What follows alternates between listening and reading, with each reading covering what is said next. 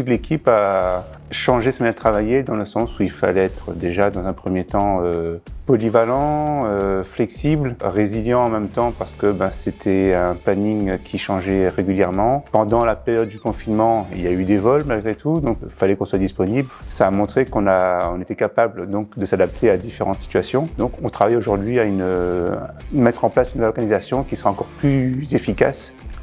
Moi, c'était déjà le vide.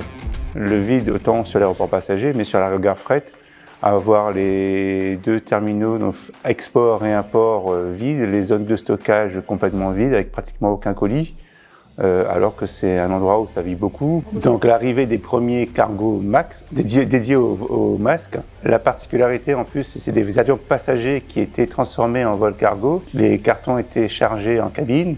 Donc le fait de voir déjà ces avions vides de passagers et uniquement pleins de cargo, de fret, c'était assez particulier.